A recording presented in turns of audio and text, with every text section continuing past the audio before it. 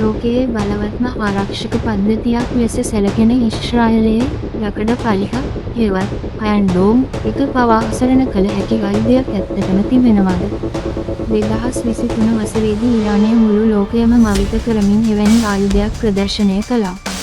ඒ තමයි ෆැටා හයිපර්සොනික් මිසයිලය. අද අපි බලමු ලෝක බලවතුන් පවා බිය වන මේ මාරාන්තික මිසයිලයේ සැඟවුණු රහස් මොනවාද කියලා. මොකක්ද මේ ෆැටා?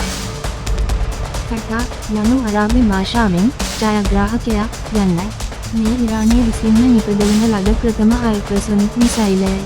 මෙහි ඇති බියකරුණ සාධකය වන්නේ එහි වේගයයි. මෙය ශබ්දයේ වේගය මෙන් 15 ගුණයක වේගයෙන් එනම් පැයට කිලෝමීටර් 18,000කට වඩා වැඩි වේගයකින් ගමන් කළ හැකියි.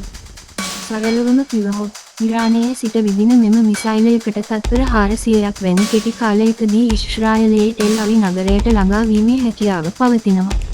ප්‍රමාණය සහ යුද ශීර්ෂය තාක්ෂණික දත්ත ලෙස බැලීමේදී ෆැටා මිසයිලය මීටර් 12ක් පමණ දිගින් යුක්තයි. මෙහි ඇති විශේෂත්වය වන්නේ මෙයට කිලෝග්‍රෑම් 350 සිට 450 දක්වා බරින් යුත් ප්‍රබල යුද ශීර්ෂයක් රැගෙන යාමට ඇති හැකියාවයි.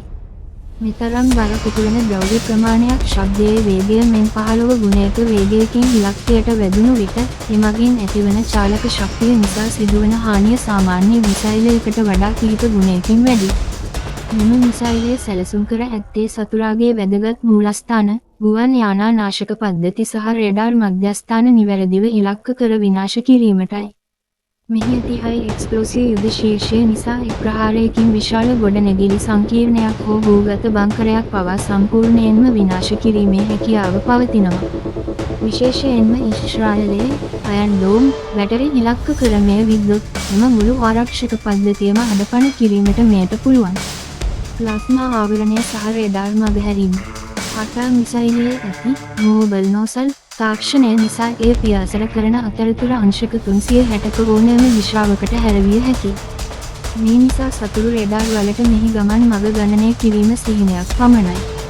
පැයට කිලෝමීටර් 18,000කට වඩා වැඩි වේගයකින් එන මේ මිසයිලය වැළැක්වීමට ලොව පවතින කිසිදු මිසයිල නාශක පද්ධතියකට ඇන්ටි මිසයිල් සිස්ටම් තවමත් හැකියාවක් නැහැ. තවත් රහසක් තිබෙනවා. මේ මිසයිලය අධික වේගයෙන් යන විට ඒ වටා ඇති වාතය අධික ලෙස රත් වී ප්ලාස්මා තටුවක් නිර්මාණය වෙනවා. මෙම ප්ලාස්මා තටුව රේඩාර් තරංග උරා ගන්නා නිසා සතුරු රේඩාර් වලට මිසයිලය පැහැදිලිව හඳුනා ගැනීම අතිශයින්ම අපහසුයි. ඊශ්‍රායලයේ ඒරෝස්පේස් සහ ඩේවිඩ් එස් ස්ලිං වැනි ලොව දියුණුම ආරක්ෂක පද්ධති පවා මේ නිසා අසරණ වන බව යුද විශේෂඥයන් පවසනවා. ඉරානය සතුව මෙවැනි මිසයිල කොපමණ තිබේද? ඉරානය තමන් සතු නිවැරදි මිසයිල ගණන රහසක් ලෙස තබා ගත්තත් බටහිර බුද්ධි අංශ වාර්තා කරන්නේ ඉරානය සතුව මැද පෙරදිග විශාලතම මිසයිල ගබඩාව පවතින බවයි. ෆැටා වැනි හයිපර්සොනික් මිසයිල සිය ගණනක් දැනටමත් ඉරානයේ භූගත මිසයිල නගර අන්ඩර්ග්‍රවුන්ඩ් මිසයිල් සිටිස් වල සූදානම් කර ඇති බව විශ්වාස කෙරෙනවා. එකවර මෙවැනි මිසයිල 10ක් හෝ 20ක් විද්දොත් ලොව දියුණුම ආරක්ෂක පද්ධතියක් වුවත් තත්පර කිහිපයකින් අඩපණ වනු නොඅනුමානයි. ලෝක යුද බලයට ඇති බලපෑම මේ තාක්ෂණය සතුවන්නේ රුසියාව, චීනය සහ ඇමරිකාව වැනි රටවල් කිහිපයකට පමණයි. මැද පෙරදිග කලාපයේ රටක් ලෙස ඉරානය මෙම බලය ලබා ගැනීම ලෝක දේශපාලනයේ විශාල හැරවුම් ලක්ෂණයක්. මෙය හුදෙක් ආයුධයක් පමණක් නොව ඕනෑම මොහොතක ඊශ්‍රායලයට හෝ කලාපයේ ඇති ඇමරිකානු කඳවුරු වලට එල්ල කළ හැකි දැවැන්ත තර්ජනයක් ලෙසයි ලෝකය දකින්නේ. තාක්ෂණය දියුණු වන තරමට යුද්ධයේ ස්වභාවයත් වෙනස් වෙනවා. ඉතින් ඔබ මොකද හිතන්නේ? මේ වගේ මාරාන්තික ආයුධ නිසා ලෝකයේ සාමය රැකේද? නැත්නම් ලෝකය තවත් විනාශයකට ඇදෙයිද? ඔබේ අදහස පහලින් කමෙන්ට් කරන්න.